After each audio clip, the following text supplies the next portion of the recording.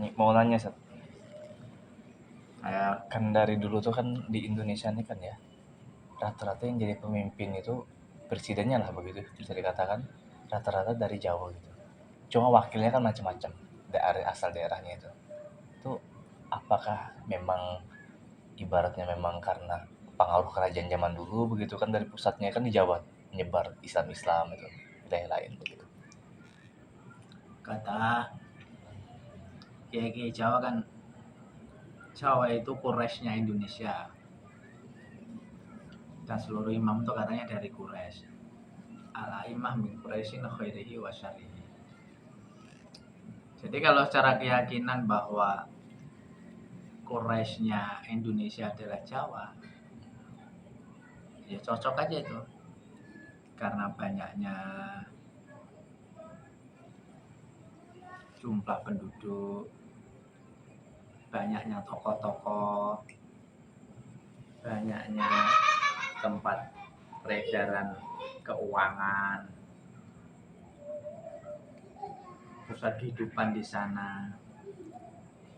Bahkan mungkin kalau ditelisik itu sejak zaman dulu jumlah kerajaan di Jawa itu lebih banyak dibandingkan di luar Jawa. Sudah menjadi pusat kehidupan sejak zaman siapa ya, Mataram kuno, yang dibilang Selendra itu yang bikin Borobudur dari abad ke-11. Bahkan sebelum itu ada cerita Aji Saka yang diperkirakan kurang lebih ya abad ketiga Hijriah lah. Memang dominan jumlah penduduknya dari dulu juga sudah terbukti seperti tempat ibu kota Indonesia, pernah pindah-pindah kemana-mana itu. Ujung-ujungnya yang kuat di Jawa, dan Jawa itu sekarang yang terakhir di Jawa Barat. Ibu kota pernah ada di Padang, pernah di Surabaya, pernah di Jogja. Yang paling lama bertahan ternyata di Jakarta. Secara tanah, secara orang, ternyata Jawa lebih menang dibandingkan tempat lain. Mungkin sama tokoh-tokoh zaman dulu itu memang sudah dimujadahi, sudah didoai, sudah ditumbali. Ada cerita-cerita khusus di Jawa itu, baik secara mitos atau secara budaya yang sangat terkenal. Bagaimana cara mereka merawat tradisi-tradisi kepemimpinan. Contoh cerita wayang. Di situ ada tokoh yang namanya Semar, yang katanya dia ini keturunan dewa, yang tugasnya di dunia ini menjaga para raja-raja, momong pemimpin. Dalam mitosnya sampai umurnya 500 tahun. Ada mitos Kediri, mitos Sungai Brantas Joyoboyo itu. Pokoknya siapa saja yang melewati sungai di Kediri itu, Sungai Brantas itu, nanti kepemimpinannya akan copot.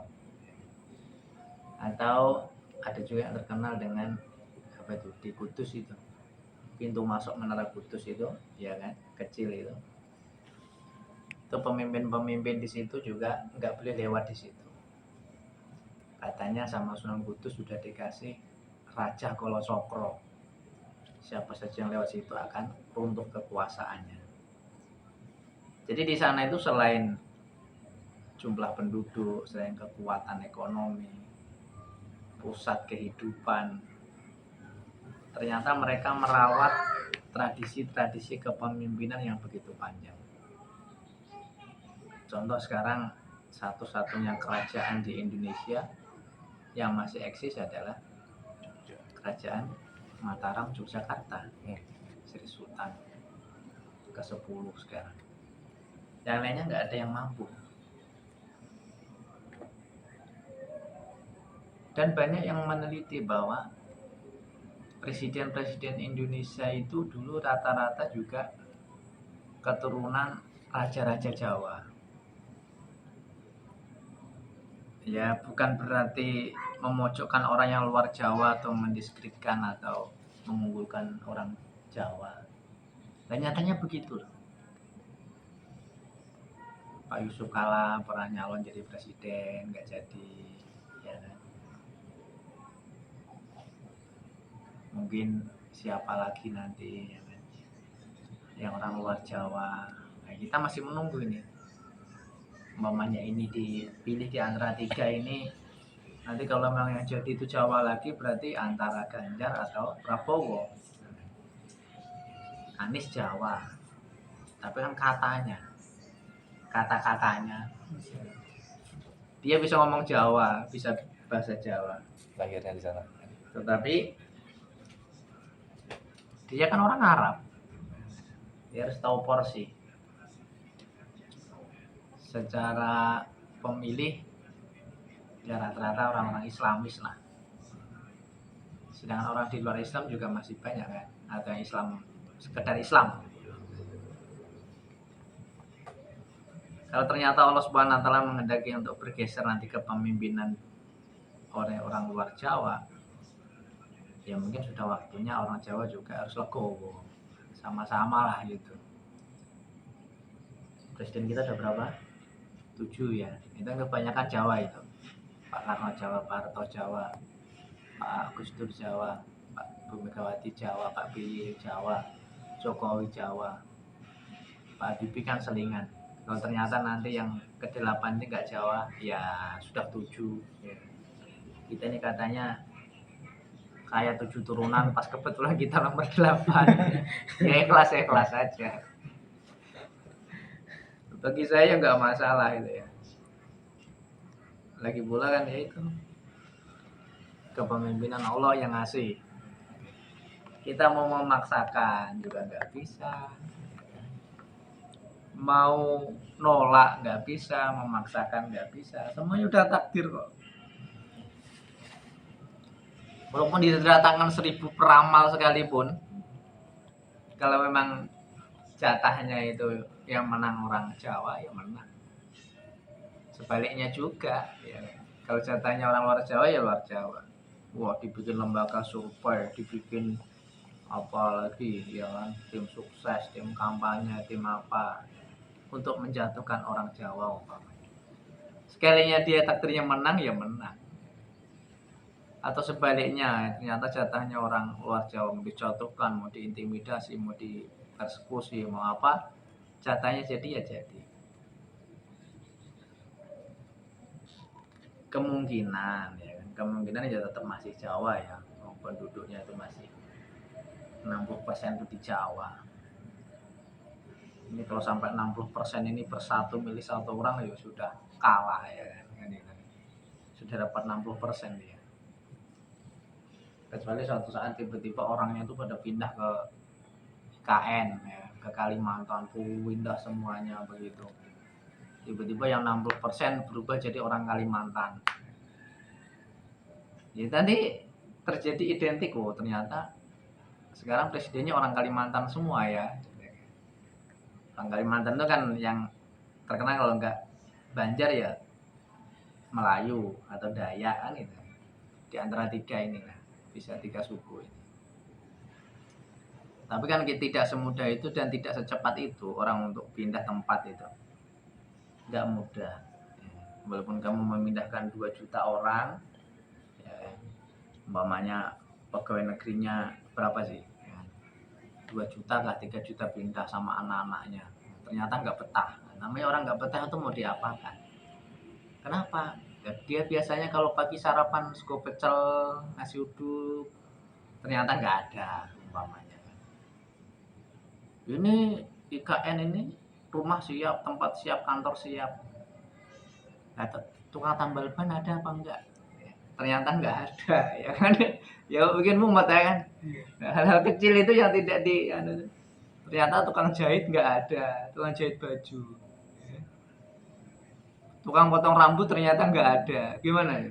Kan IKN kan steril tuh, berapa ratus ribu hektar ada ya. Itu sudah disediakan tukang cukur rambut apa belum di situ? Ya. Kan wajib itu, mau seorang mau gondrong terus begitu. Tukang tambal ban ada apa nggak di situ? Terkecil-kecil mungkin ya kan, yang tidak sempat terpikirkan tiba-tiba orang tiba-tiba nggak betah. Oh, pengalaman diperbaiki tahun depan. Berarti membanyaknya orang itu perlu waktu lama itu. Apakah orang Jawa banyak itu asbab dulu pindahan dari Sumatera atau pindah dari Kalimantan, dari Riau Sulawesi? Kan enggak toh. Tumbuh dengan begitu sendirinya dengan proses sejarah dan proses perjuangan itu. Jadi kalau yang dipindah-pindah itu malah rata-rata nggak betah itu, dia dipindah kok masalahnya. Ternyata berhasil pindahnya Kalimantan menjadi 60% terbalik ini. Ya, itulah takdir yang diperlihatkan oleh Allah Subhanahu wa taala. Wa tilkal ayyamu nudawiluha bainan nas. Itulah hari-hari yang selalu diputar oleh Allah Subhanahu wa taala menjadi pergantian kepemimpinan di kalangan manusia. Dulu zaman Turki Utsmani Jaya, sebelumnya Abbasiyah, sebelumnya Umayyah, sebelumnya Khilafah 4, sebelumnya zaman kenabian, ya pindah-pindah gak karu-karuan. Tapi kemungkinan masih Jawa. Ya kenapa? Kamu nggak setuju lihatnya ya? Presidennya Jawa gitu. Kan kayak ada mitos begitu ya dari dulu, kayak cerita orang tuh. Maksudnya jadi pemimpin itu kan nanti kan biasanya dari orang Jawa. Iya. Bahkan kan zaman dulu, zaman pergerakan apa namanya itu, kemerdekaan itu kan, setelah kemerdekaan kan ada istilah Jawa adalah kunci begitu. Iya. Begitu. Nah itu. Karena memang dari dulu kan begitu. Tokoh-tokoh yang ini juga kontribusi untuk kemerdekaan kan entah dari Jawa kah dari Sumatera dulu. Dominan kan dari Jawa juga. Di dalam ilmu kepemimpinan ya, saya pernah membaca itu. Tidak ada seorang pun pemimpin atau satu kaum yang dipilih oleh Allah menjadi pemimpin kecuali dia memang memiliki kelebihan khusus yang tidak dimiliki oleh kaum lain. Dalam segi apa? Dalam segi mujahadah. Dia mampu menahan lapar, mampu menahan haus, puasa, gitu kan? Itulah. Sehingga ditanya itu, kenapa yang menjadi raja hutan itu adalah singa? Iya toh? Tidak beruang, tidak gajah, tidak badak, tidak serigala, tidak hewan-hewan yang lain. Padahal singa ini banyak yang bisa mengalahkan dia. Bahkan mungkin keberaniannya lebih berani daripada dia, banyak. Banteng, banyak kan itu kan. Maka di dalam sebuah syair itu dikatakan, idza waradal apa itu? Sampai lupa ya. Bahwa perbedaannya adalah taraktu hubbaha min ghairi bugdin li'anna fihi kathratu syuraka afi. Idza kanal kilabu walakna fihi wa tarakal usudu wurudamain. Apa itu syairnya itu ya? Intinya di situ dikatakan bahwa kenapa singa itu kok menjadi raja bukan serigala? Karena serigala itu masih sempat minum air walaupun dia sekedar menjilat, dijilatnya sama dia, gitu kan? Minumnya itu jilat gitu. Tetapi kalau singa itu tidak pernah minum sama sekali. Wa tajtanibul usudu wurudama'in idza kana al-kilabu walagna fihi. Itu syairnya itu. Bahwa ini kunci kepemimpinan ya. Nah, ini nanti bisa dipotong ini. Allah tidak mengangkat seseorang menjadi pemimpin kecuali karena kemujahadan dia. Sebagaimana singa diangkat oleh Allah menjadi raja hutan. Apa itu dalilnya? Dalam kitab Atajtanibul usudu wurudama'in idza kana al-kilabu walagna fihi. Singa itu sama sekali tidak pernah minum. Minumnya adalah dari darah hewan yang dia mangsa. Dia makan rusa, itulah makanan dia, sekaligus itulah minumnya dia, darahnya itu yang dijadikan sebagai minum. Sedangkan serigala itu sempat minum di aliran sungai, walaupun dia nggak minum, minumnya cuma menjilat-jilat saja, sekedar jilat-jilat, itu sudah kalah sama singa itu. Nah, itu kunci kepemimpinan itu. Kalau Anda ingin menjadi seorang pemimpin, maka harus punya mujahadah yang lebih dibandingkan orang-orang yang Anda pimpin. Lah mungkin orang Jawa memiliki kelebihan yang banyak di dalam semacam itu ya, dalam segi sifat. Ini baru segi mujahadah yang kelihatan ya. Belum sifat, belum akhlak, mungkin tata krama atau suka mengalah, Anda pasor, macam-macam itu. Jika dipilih oleh Allah Subhanahu wa taala. Orang Indonesia secara umum itu kalau melihat orang Jawa itu, wah, orangnya lembut-lembut, kalem-kalem, suka ngalah. Contohnya kayak Pak Jokowi, kayak siapa itulah ya. Begitu lihat orang yang luar Jawa, dia persepsinya udah lain. Terlalu garang. Enggak, dia lembut. Itu pencitraan aja itu. Iya kan. Aslinya enggak begitu dia. Aslinya garang dia. Itu contoh juga. Ketika Allah memilih orang Jawa untuk menjadi pemimpin, maka Anda tidak usah baper atau tidak usah diskriminasi. Coba Anda teliti, jangan-jangan dia punya kelebihan yang tidak kita miliki.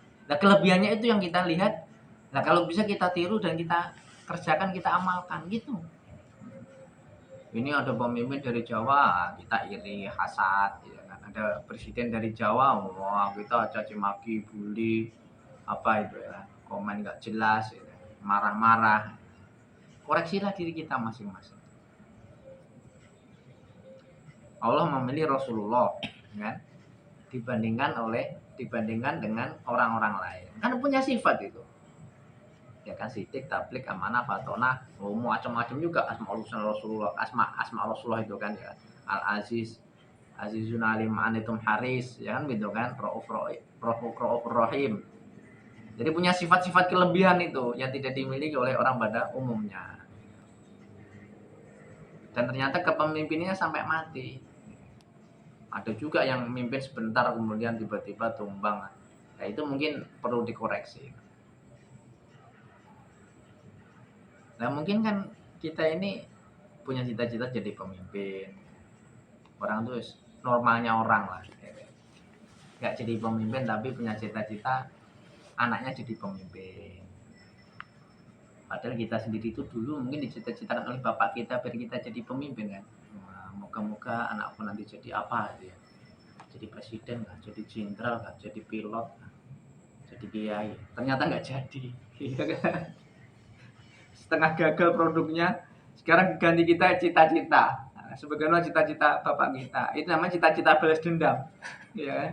Karena dulu bapak kita, cita-cita kita nggak jadi, wah saya nggak jadi, nggak apa-apalah nanti anak saya yang jadi. Ini namanya kan cita-cita balas dendam, gitu. Tahu anu juga Set ya, karena faktor kendaraan politiknya juga kan. Terus karena orang ini punya kapasitas sehingga maju gitu. Dan yang punya kendaraan politik kan melihat ini orang ini punya potensi, sifat karakter yang mumpuni untuk jadi pemimpin, sehingga rata-rata kan semua akhirnya yang maju sekarang jadi capres ini kan ya kelahiran di tanah Jawa juga jadinya. Iya. Yang punya Itu kelebihan kan dari macam-macam. sebenarnya kan potensi pribadi masing-masing ya. Kita pertama nggak bisa melihat sukunya tadi ya, asalnya dari mana. Yang jelas adalah kapasitas dan potensi setiap pribadi masing-masing. Orang Jawa kalau letoy, kalau umpamanya dia bodoh, dia goblok, masa ada yang milih? Ya nggak mungkin toh. Orang luar Jawa kalau ternyata dia cerdas, mampu, mumpuni, punya kelebihan, bahkan mendekati kesempurnaan, otomatis ini yang dipilih. Macam mana tuh ya, Pak Habibie udah jadi menteri. Itu kan ngono kan. Oke. Nah, contoh kan, ketua-ketua partai ini kan sebenarnya punya potensi untuk maju kan. Oke. Tapi dia tahu diri lah. Oke. Kan, dengan potensinya, kapasitasnya, ya kan, popularitasnya, kemampuannya, malah melirik orang lain yang lebih mampu dia. Oke. Nah, itu juga namanya orang tahu diri itu. Oke. Bagus itu malah. Oke. Jangan sampai dia ini nggak punya kemampuan apa-apa malah sok nonjol-nonjolkan diri. Iya. Nggak laku malah. Begitu kalah ngamuk-ngamuk demo. Ya, semuanya punya lah. Proses itu perlu proses, perlu kesabaran. Sabar. Alon-alon, waton kelakon, gitu toh. Nggak harus hari ini, nggak harus besok, nggak harus lusa, nggak harus minggu depan, nggak harus bulan depan, jangan-jangan 5 tahun lagi, jangan-jangan 10 tahun lagi. Itulah, disitulah ketika itu kepantasan kita sudah betul-betul matang. Tapi kalau memaksakan diri ini kan dipaksakan umpamanya.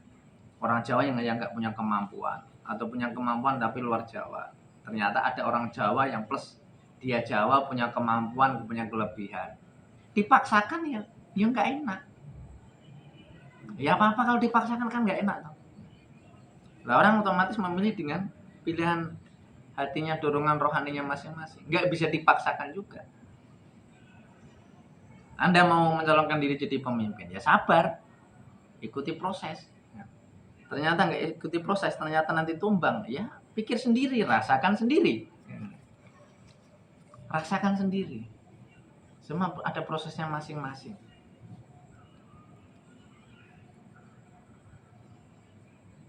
Kecuali kerajaan, dinasti, kan banyak cerita raja-raja yang diangkat ketika umurnya masih 5 tahun, masih 7 tahun. Ada yang baru umur 3 tahun jadi raja ini. Bayi jadi raja itu gimana ceritanya itu. Saking bingungnya orang itu ya. Mendewakan sistem berarti dia. Karena ini sistemnya hierarki apa ini monarki ini ya kan. Dinasti ini, wah nggak ada lagi keturunannya, ini masih umur 3 tahun ya kita angkat aja untuk mendampinginya, mungkin pamannya atau kakeknya atau ibunya atau siapa. Wah, ini kan namanya terjebak dalam satu sistem, akhirnya tumbang. Ketika tumbang habis, ganti bangsa yang lain yang naik. Ya gitulah kehidupan.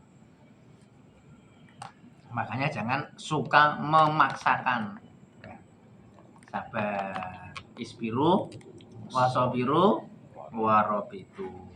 Sabar, saling sabar menyabari, selalu sabar, terus jaga irtibat, hubungan satu sama lain. Wallahu a'lam.